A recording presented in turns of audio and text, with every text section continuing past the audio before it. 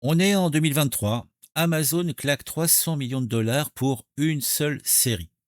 300 millions pour une saison de 6 épisodes. Les types derrière ce projet, les réalisateurs d'Avengers, Endgame. Le casting, Richard Madden, Priyanka Chopra Jonas et Stanley Tucci. Et le plan dans cette histoire, c'est pas juste de faire une série, c'est de construire un univers mondial entier, une sorte de James Bond du streaming avec des branches en Italie, en Inde, en Espagne, au Mexique. Sauf que 3 ans plus tard, les spin-offs sont annulés, l'ambition s'est effondrée et la saison 2 qui vient de sortir et qui a débarqué sur Prime Video ce 6 mai dernier, eh bien, c'est sans doute la dernière chance de la licence, car c'est le tout dernier projet de la franchise Citadel. Alors, est-ce que cette fin mérite le détour? Est-ce que Citadel aura finalement tenu ses promesses? Je vous invite à rester avec moi jusqu'au bout parce que on va en arriver à une conclusion qui va peut-être légèrement vous surprendre. Bienvenue à vous sur le Seriver. On va s'intéresser à cet univers entier, Citadel. Bon, moi personnellement, je vous dis directement le fond de ma pensée. Ça me rappelle quand même pas mal du 24 heures chrono. Ça me rappelle pas mal du Alias. Bon, et c'est bien. On va voir. Alors, alright, avant d'attaquer la saison 2, il faut quand même qu'on pose les bases. Parce que Citadel, comme je l'ai dit, c'est pas juste une série, c'est une histoire industrielle plutôt folle. Un pari plutôt même colossal. Et pour que vous compreniez bien ce qui se représente avec cette saison 2 qui vient de sortir, il faut qu'on parle quand même du début, il y a quelques années. On va revenir en 2021. Là, tu as Jennifer Salke, la patronne d'Amazon Studio, qui a une idée un peu folle en tête. Elle a une vision. Elle veut, là, pas juste produire une bonne série d'espionnage. Non, non, elle veut créer complètement, littéralement, un univers de franchise à la Marvel. Mais cela en live action, bien sûr. En streaming, avec des ramifications dans le monde entier. Chaque pays aurait son équipe d'espions, chaque branche aurait ses propres codes culturels locaux et au centre, il y aurait une série mère américaine qui coifferait tout ça. Pour porter ce délicieux projet, donc Jennifer Solk s'adresse aux frères Russo, Anthony et Joe, les mecs qui ont réalisé Avengers, Infinity War et Endgame, deux des films les plus vus dans l'histoire du cinéma. Leur boîte de prod, AGBO, a coproduit le projet avec Amazon MGM Studios. Le budget annoncé, je l'ai dit en préambule, 300 millions de dollars pour la première saison. Ça en fait du cash sur la table. C'est le genre de chiffre qui, moi, personnellement, me coupe plutôt le souffle. Pour comparaison, la saison la plus chère de Game of Thrones tournait autour de 15 millions par épisode. Là, on parle de 50 millions par épisode sur 6 épisodes. C'est du jamais vu en dehors du cinéma. Et la question que tout le monde se posait dès le départ pour ce projet, avec autant d'argent, avec autant de talent, avec un plan aussi ambitieux, est-ce que Citadel peut vraiment et pouvait vraiment devenir le premier univers étendu du streaming?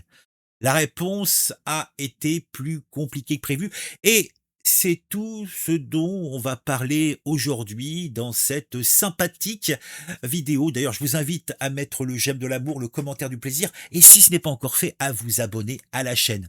Mais on plonge tout de suite avec la genèse quand même de la franchise. La série américaine Citadel est sortie initialement le 28 avril 2023 sur Prime Video, 6 épisodes et le pitch est plutôt direct. Donc, il y a 8 ans, Citadel, une agence d'espionnage internationale indépendante qui est censée veiller sur la sécurité du monde, a été anéanti par Manticore. Manticore est un syndicat criminel mondial qui tire les ficelles depuis l'ombre. Oh, comme c'est original. Deux agents d'élite ont survécu. D'un côté, on a Mason Kane, de l'autre, Nadia Sindh. Sauf qu'ils ne se sont pas réveillés, eh bien, sans mémoire. Oui, ils ont été, comme qui dirait, trifouillés du cerveau. Ils ont une nouvelle identité. Ils ont une nouvelle vie. On a tout effacé de leur précédente. Jusqu'au jour où Bernard Orlick, un ancien agent de Citadel, retrouve Mason par hasard et là c'est reparti comme en 40. Donc ce qui est plutôt malin et intelligent dans ce petit speech, c'est déjà le double niveau. D'un côté, on a une course comme d'habitude dans ce type de contenu contre la montre classique du thriller d'espionnage normal. De l'autre, on a un vrai questionnement sur l'identité.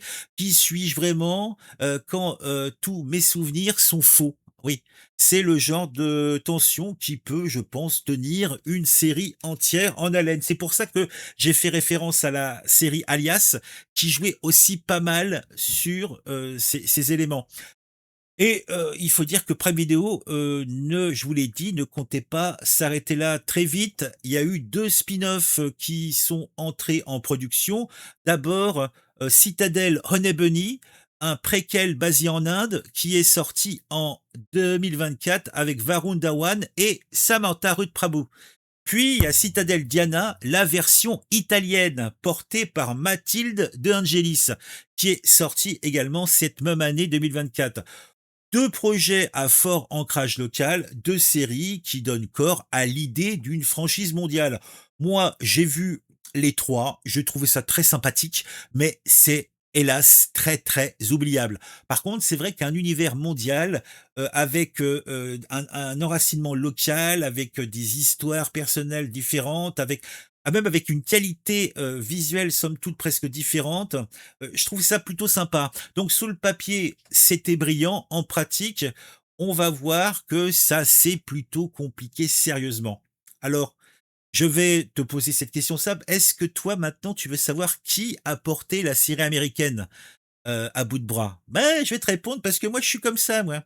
Donc les personnages et le casting. Donc je vais pas m'embêter à vous mettre les photos de chaque personne hein, puisque c'est pas trop l'objectif. Hein, on est en ambiance podcast, le minimum d'images, le maximum de mots. On a Mason Ken qui est incarné par Richard Madden. Donc oui, Madden, c'est le Robb Stark de Game of Thrones. C'est l'agent David Budd de Bodyguard. Mason, c'est donc le prototype de l'espion brisé, un type qui, somme toute, a tout oublié et qui doit se reconstruire en temps réel sous les balles qui fusent autour de lui. Ah, Madden, là, eh bien, Richard Madden joue cette vulnérabilité avec, je dois l'avouer, une belle et somptueuse sobriété qui tranche avec le genre. Il est pas invincible, d'ailleurs, on voit bien en saison 2 hein, ce qui se passe. Il doute, il saigne, et ça change tout, c'est vivant. Donc face à lui, on a Priyanka Chopra Jonas dans le rôle de Nadia Singh, superstar mondiale, ex-Miss World, actrice bollywoodienne et hollywoodienne. Nadia est son ancienne partenaire et peut-être est-elle plus, mon Dieu. Elle a aussi perdu la mémoire, elle aussi a reconstruit son passé en plein chaos. Donc il y a une charmante et sympathique dynamique entre les deux et c'est, on peut le dire, le vrai moteur émotionnel de la série. Et puis il y a Stanley Tucci, à Bernard Orlick, l'ancien agent qui a tout arrangé, tout caché et qui ressurgit en sachant exactement ce qu'il fait. Non mais franchement, c'est merveilleux. Le mec, il sait tout faire. Hein. C'est un génie, c'est un tueur merveilleux. Enfin, c'est la folie. Donc Tuxi lui apporte peut-être cette couche d'ambiguïté morale qui empêche cette série d'être un simple film d'action. Et là aussi, je vous ai parlé d'Alias, mais je vous parle de 24 heures, puisque là on voit bien ce héros un petit peu tourmenté, on n'en parle pas, mais qui a une famille, qui a un background derrière, mais qui là, eh bien, n'est qu'une boule d'action, une boule d'intelligence, une boule de violence. Alors, est-ce qu'il est vraiment du bon côté, ce personnage de Stanley Tucci? Eh ben, on sait pas vraiment. On va poser et se poser littéralement pendant toute la série cette question. Est-ce que c'est un good guys ou un bad guys? Eh oui, c'est la bonne question. En 6 à 2, d'ailleurs, John Russo réalise lui-même quelques scènes. Donc, non, je dis des bêtises. Il a réalisé, John Russo a réalisé lui-même l'intégralité des épisodes. contrairement à la saison 1. Donc en tout cas, je peux dire que, l'ancien agent a tout arrangé et il a récupéré donc ses troupes pour, eh bien, se venger. Alors, qu'est-ce que, on peut dire? Donc oui, sur la saison 2, puisqu'on va en parler rapidement, donc en saison 2 de Citadel, on a des nouveaux visages, les Semonville en antagoniste glacial, on a Jack Raynor, Matt Berry et on a la française, charmante, très jolie fille, Lina El Arabi. On a aussi Gabrielle Léon, Merle Dandridge, donc une belle équipe. Franchement, moi, j'ai beaucoup aimé la saison 2 de Citadel, hein.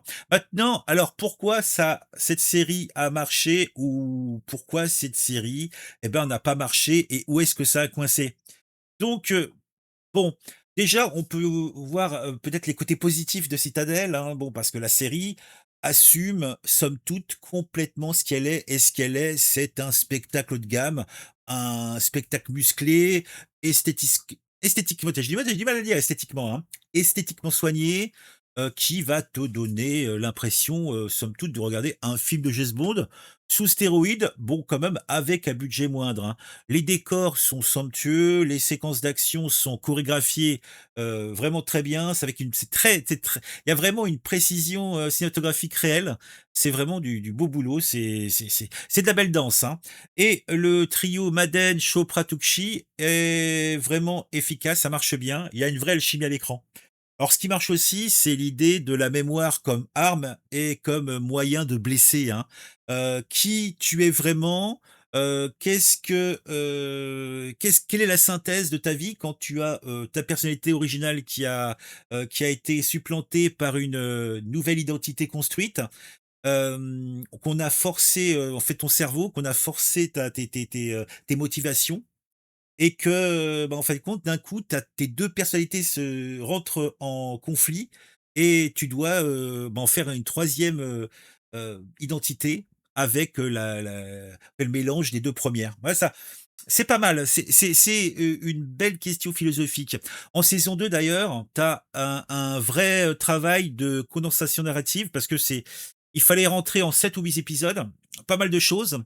Les fils des spin-offs, parce que c'est vrai qu'il faut intégrer les spin-offs dans la trame principale où on va, avoir l'évocation plus ou moins directe des histoires de Diana et de Honey Bunny qui, doivent être intégrés à la série principale, justement, en plus, si il y aura pas de suite.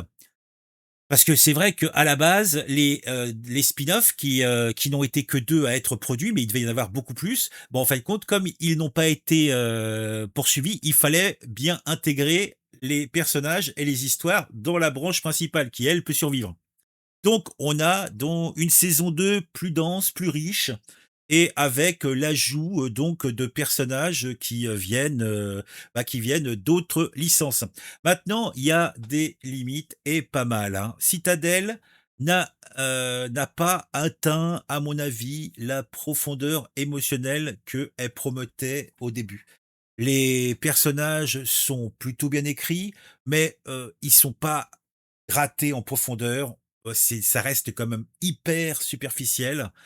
C'est pas bouleversant. On les suit peut-être avec plaisir, mais on va les oublier, on va les oublier, hein, il y a des personnages, par exemple, pour dire des séries comme, Breaking Bad ou, Fleabag, où tu t'es attaché au personnage et tu vas continuer, à t'en souvenir avec plaisir. Là non, ces personnages vont disparaître très rapidement. Hein, tu vas te souvenir peut-être de quelques scènes d'action, mais l'histoire, somme toute tient, sur, une feuille à 4, et toutes saisons confondues et les personnages sont assez fallot quoi, quand tu réfléchis, hein. Mais c'est pas l'important, l'important dans cette histoire, c'est l'action. Donc, il y a du vernis brillant, il y a des fondations solides, mais il y a rien d'exceptionnel. Donc, j'en ai parlé. Alors, quid de l'ambition de franchise mondiale? Bah, elle s'est heurtée à la réalité cruelle. Les spin-offs Honey Bunny et Diana ont été annulés en avril 2025, il y a un peu plus d'un an. Les projets espagnols et mexicains n'ont jamais abouti et vu le jour. Donc, ce qui devait être un MCU du streaming est resté une belle idée inachevée, une idée à remettre sur la table parce que l'idée est bonne. Par contre, peut-être que le projet n'était pas assez, en fin de compte, assez puissant pour avoir une adhésion. Alors, je vous le demande, vous, est-ce que, vous auriez suivi cette licence? Je vous pose la question, dites répondez-moi en commentaire. Donc, après, comment, la presse a réceptionné tout ça? Comment, les téléspectateurs ont réagi? La vérité, bah, il faut le dire, c'est que, Citadel a quand même eu une audience solide, mais elle n'a pas, à aucun moment, déclenché un tsunami culturel, ce qui était espéré. On n'est pas c'est pas un James Bond, c'est en fait, c'était pas assez profond. Peut-être le fait, d'axer sur, du de l'espionnage réaliste était une erreur. Il aurait peut-être, fallu mettre ça dans un cadre peut-être, un petit peu plus anticipation, SF, peut-être fantastique, je ne sais pas. Mais là, c'est trop, un monde, c'est un petit peu comme dans John Wick. John Wick, vous voyez, vous avez le monde des tueurs à gages et compagnie, c'est un monde parallèle à notre monde réel. C'est-à-dire qu'en fait, ils vivent, ils sont à côté de nous, mais on ne les voit pas, on ne sait pas qu'ils existent. Bah, là, c'est pareil. C'est une lutte, donc, entre des organisations, genre les grandes familles, les familles les plus puissantes qui créent, donc, Manticore et de l'autre, des gentils espions qui se battent pour le bien, hors de tout état, ça n'a ni queue ni tête. Donc si tu n'assois pas ça sur, une assise, on va dire fantastique ou, science-fiction, en fait c'est trop rattaché à notre réalité, pour simplement donc ça me semble normal que, les gens ont pu apprécier la série, les séries même, mais n'ont pas été, n'ont pas pu s'accrocher parce qu'il y avait pas de quoi s'accrocher. La saison 1 a bien performé sur Prime Video, et cela dans les 240 pays de diffusion où ça a été diffusé simultanément. La machine marketing était bien huilée, le casting était bankable, la promotion a été massive, mais les critiques étaient partagées. Tu avais quand même pas mal de gens qui saluaient le spectacle visuel, tout en regrettant un manque de substance narrative, ce que je vous ai à peu près résumé, hein. Les spin-offs ont eu une vie courte, mais pas déshonorable. Honey Bunny a cartonné sur le marché indien. J'ai beaucoup aimé Honey Bunny, très bien. Là où le show avait un vrai ancrage culturel, c'était local. Diana a convaincu en Italie avec Matilda De Angelis dans le rôle principal, mais globalement, l'ambition de créer un univers interconnecté, de façon cohérente, bien sûr, c'est cogné aux réalités de production, coût, coordination internationale, qualité inégale et surtout temps. Parce que il aurait fallu qu'il y ait, je dirais, pratiquement une continuité temporelle. Il aurait fallu qu'une série sorte tous les 3 4 mois, quoi. Et là, on a eu deux séries, deux spin-offs sont sortis à quelques semaines, quelques mois d'intervalle. Et après plus rien. Ça, c'est le vrai problème des moyens de production actuels, hein. Donc, au final, la décision d'Amazon en avril 2025 d'annuler les 2 branches et d'intégrer leur intrigue à la saison 2 a été un aveu clair, la franchise ne pouvait pas tenir à l'échelle prévue. Bon, ils ont quand même, été propres, hein. Ils ont pas voulu enterrer, ça directement. Prime Video a choisi quand même de faire cette saison 2 et essayer de converger les différentes histoires existantes pour avoir une conclusion qui respecterait les personnages et les histoires différentes qui ont été lancées dans les spin-offs Diana et Honey Bunny. Je vous avoue que ça, c'est par rapport aux articles que j'ai lus, mais je me souviens plus. Je sais que j'ai vu Citadel Diana et Citadel Honey Bunny, que j'ai bien apprécié. J'ai bien apprécié, mais j'ai oublié. Il faudrait que je revoie les séries. Je sais par les articles que j'ai lus qui m'ont permis un petit peu de préparer ce podcast, de pouvoir vous expliquer les trucs comme ça. Mais moi, je me souviens pas du tout des histoires qui sont reprises, hein. Donc, la saison 2 est disponible depuis une dizaine de jours, depuis le 6 mai. Moi, je l'ai regardé en binge-watchant comme un sauvage en une soirée. Hein, j'ai regardé ça un petit peu et c'était sympathique, mais j'ai pas non plus, comaté. Je voulais en parler parce que quand même c'était c'était une belle initiative de Prime Video de vouloir se lancer là-dedans, de vouloir essayer le truc. Mais, je pense que véritablement c'est pas l'idée qui était mauvaise, hein, de vouloir créer une licence comme ça. Par contre, c'est, sujet trop faible, trop axé sur la réalité. En fait, c'est un John c'est en fait, je vous l'ai dit, c'est du Alias, c'est du 24 heures, c'est du, John Wick du pauvre. Il manque Enora et puis les personnages, même s'ils sont sympathiques, ça c'est faible, c'est très, très faible, c'est dommage, hein. Donc, qu'est-ce que je peux vous dire d'autre? Parce que je crois que globalement j'ai tout dit, hein. Mmh, mmh, ouais. Donc, on va conclure peut-être. Donc, Citadel, c'est l'histoire peut-être et simplement d'une trop grande ambition, d'une ambition démesurée, et celle-ci n'a pas atteint son objectif, mais qui laissera quand même, il me semble, quelque chose derrière elle. Alors, est-ce que ça a été le MCU, en tout cas une tentative de MCU du streaming? Non. Le plan, je vous l'ai expliqué simplement, le plan a capoté, les spin-offs sont morts, la franchise mondiale n'a pas eu lieu. Et cette, saison 2 que moi je viens de finir de voir et que vous regarderez sans doute, qui vient de sortir, c'est officiellement et définitivement, en tout cas, il me semble, le dernier chapitre. Bon, après, c'est pas un naufrage, pas du tout, hein, c'est pas un naufrage. Citadel, c'est une série, de genre, qui fait son job. Il y a une véritable ambition visuelle, c'est plutôt rare sur, les plateformes, de VOD. C'est un spectacle honnête, musclé, qui a été tenu principalement par 3 acteurs, somme toute excellents. La réalisation, ne lésine pas sur les moyens, je vous l'ai dit, hein.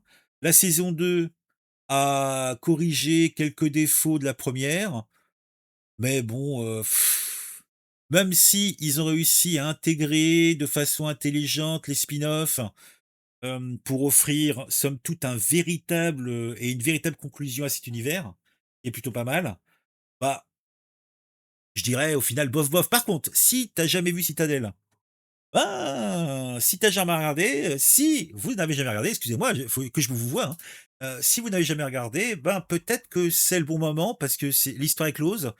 Vous avez, sur cette saison 2 7 épisodes à vous manger. Vous avez, 2 saisons donc de Citadel. Vous avez les spin-offs, qui tiennent tout à fait la route. Donc, vous pouvez vous passer, pas mal d'heures, de plaisir à regarder des gens danser dans des combats avec des pistolets, tout ça. C'est des super héros, quoi. C'est merveilleux, hein. Alors, si vous avez déjà été fan de la saison 1, si vous avez été fan de la saison 2, plutôt des spin-offs, là on promotionne la saison 2, hein. Donc la saison 2, c'est une fin à la hauteur de ce que vous avez vu avant, donc vous serez pas déçus. Alors, est-ce que on peut appeler au final ça un échec? Est-ce que le projet Citadel est un échec? Mais, même si on dit ça quand la série a quand même réussi à tenir en haleine pendant 2 saisons, pas mal de monde. Bon, dis-moi, en commentaire ce que tu en penses. Si cet épisode t'a plu, tu t'abonnes, tu partages, tu fais tourner, c'est le carburant du Sérivore. Oui, je commence à être un petit peu fatigué là, c'est 26 minutes, c'est long, hein. Je l'ai fait en une seule traite. Maintenant, il va falloir que je mette quelques images pour, faire en sorte que ça soit moins tristounet. J'espère que ça vous aura plu, à très vite.